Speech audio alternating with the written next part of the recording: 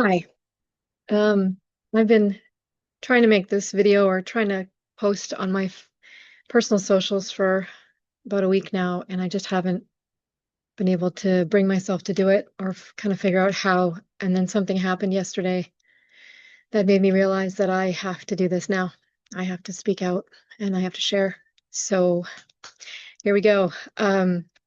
Normally I'd have this like super scripted and hair and makeup and the bottom half of me wouldn't be pajamas, but this is this is what it looks like.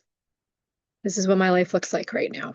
And I do have a script up on my computer so that I don't miss any points that I want to talk about, but I'm gonna do my very best not to read off a script for this video today.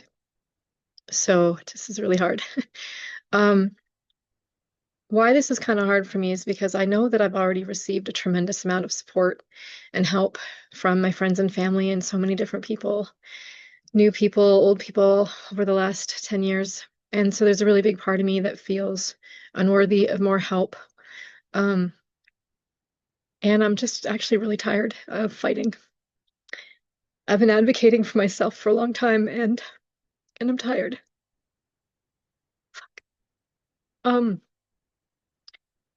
it's also really hard to do anything publicly because I know for a fact that my abuser and his family see everything I do and keep tabs on everything I do. And uh, yeah, you can imagine that the stress and the toll that that takes on me.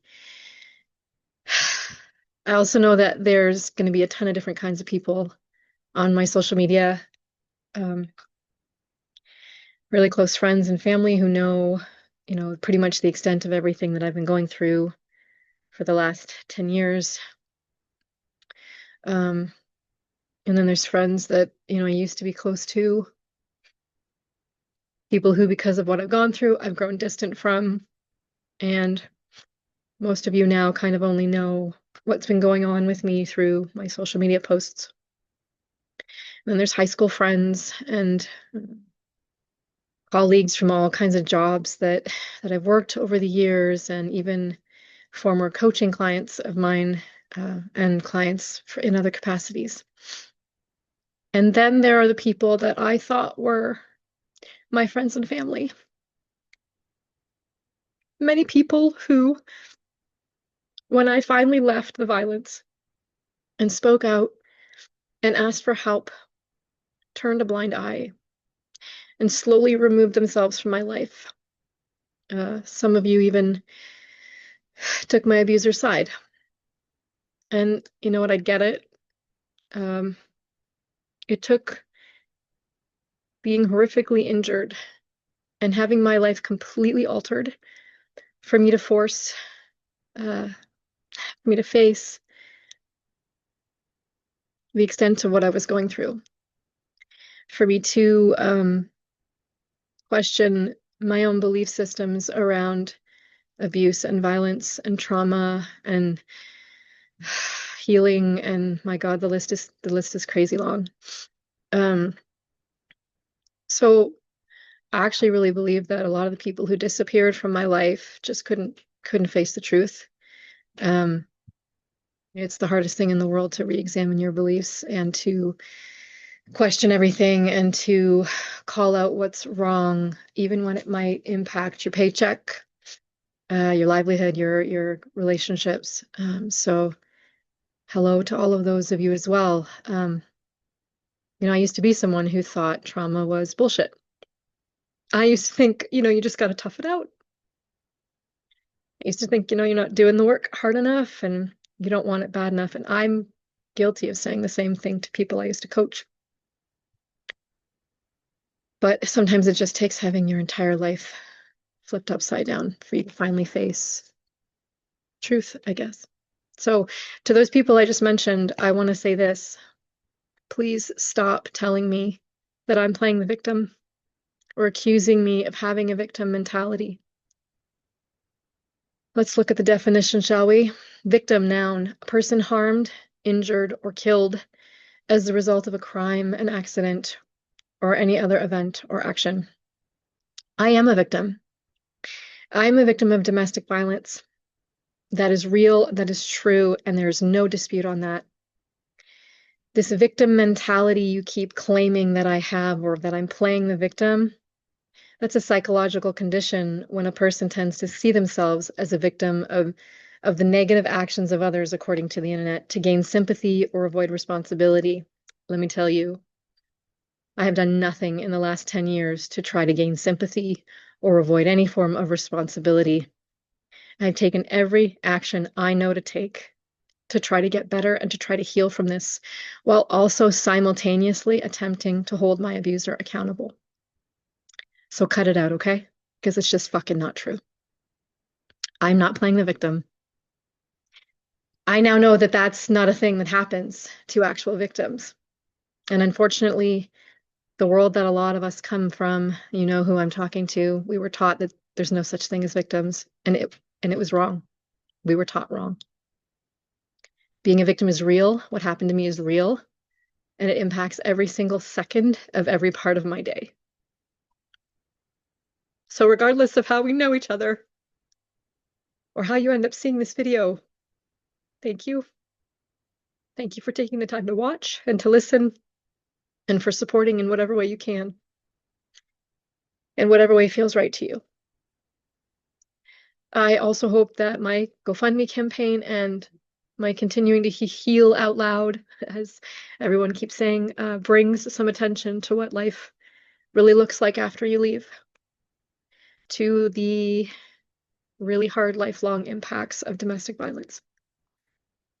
I thought it would be over. I thought I'd be back to normal within a year or so after leaving, but I was really wrong. The last 10 years have been hell. I spent 4 of those years in the abusive relationship, which was terrifying. And then came the recovery from brain injury and the complex PTSD that I suffered as a result of that relationship. I had to file for bankruptcy because I spent my entire life savings on mental health care. Whew, noises upstairs. That's what it looks like. Did you see the startle response? That is what it looks like to live with trauma. Something was dropped upstairs, maybe by my roommate. Whew. I had to file for bankruptcy because I spent my entire life savings on mental health care, medical support, and legal fees. I was forced into poverty, not only because I went broke trying to get better, but because I'm now a person living with disabilities and no longer able to work the way that I once could.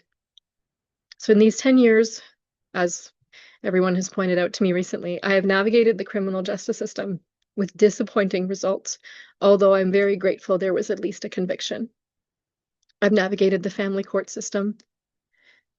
I've had to figure out ODSP and government supports and community resources. I've been forced to move 16 times.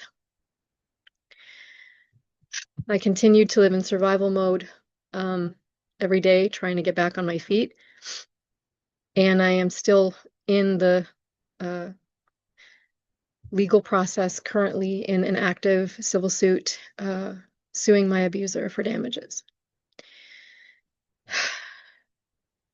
3 years ago, when I moved back to Kitchener here, I was given a medical referral to Homewood for trauma treatment.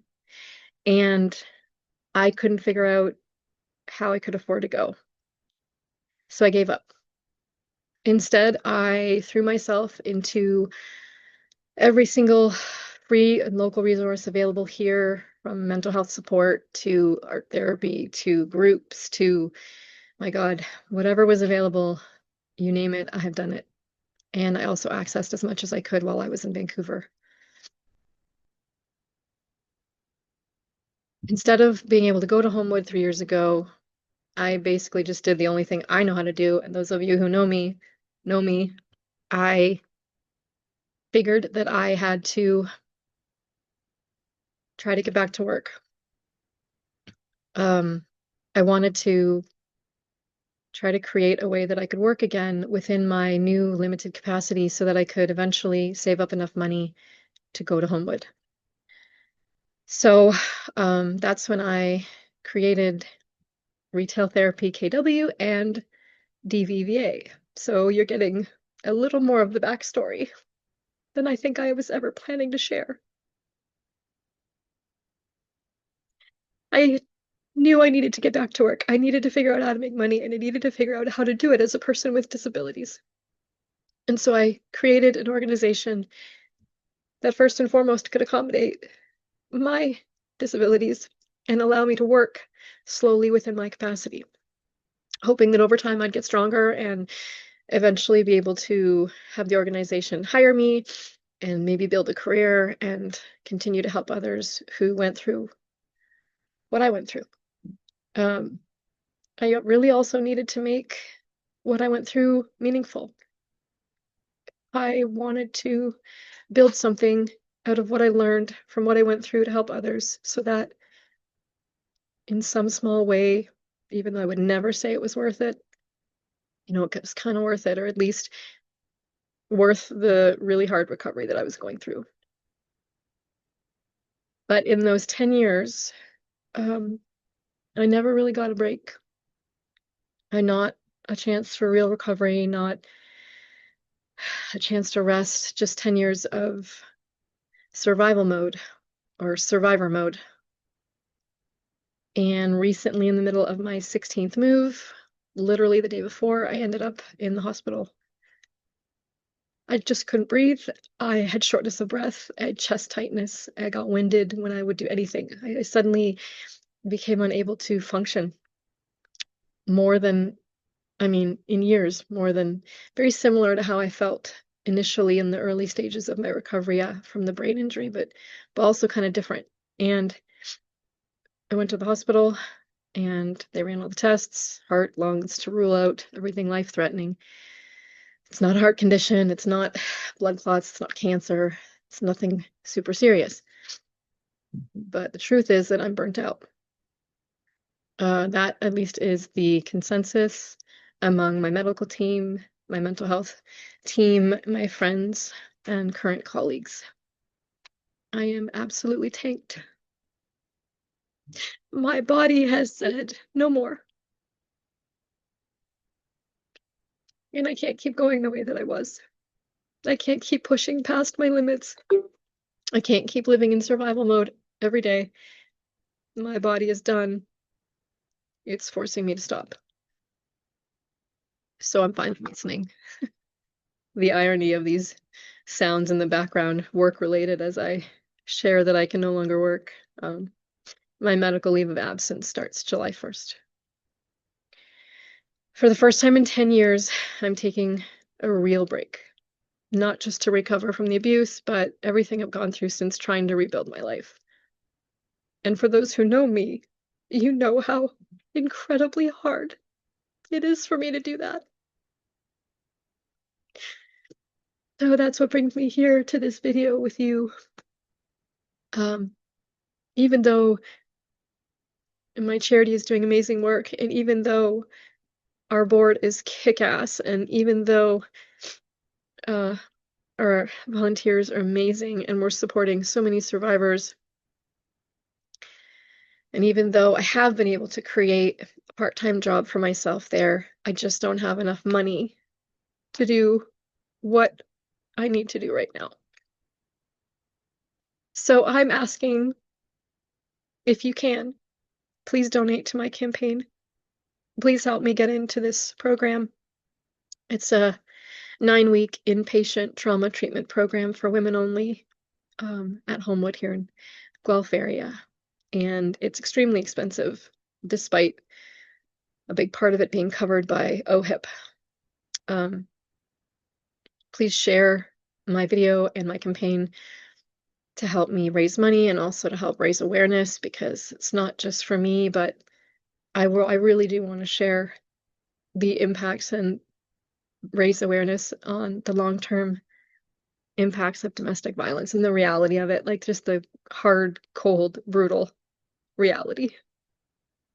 Please comment on my posts. Please engage with my posts so that it stays visible. Please tag the media if you feel like it. And please feel free to share your words of support because I really, really need to hear from my community right now. Please just do whatever you can within your means. And thank you so much in advance for whatever it is you're able to do to help. And also, huge thank you in advance too for continuing to support Diva and retail therapy while I'm on medical leave and in treatment. I need you, community, to take care of our charity while I'm doing the right thing and getting better. Ooh, I know that this amazing community will take care of everything while I'm away. Um, I think that's pretty much all I have to say for now. Please refrain from offering me any kind of coaching or emotional healing modality that you happen to be a specialist of, or I don't know, free tickets to some online thing. I have done it all. Please, when a survivor tells you what they need, listen to what they say. And if you can provide exactly what they're asking for, do it. Because despite what we've been through, we do know what we need. And right now, I feel like this is the best course of option for me in my recovery. Thanks.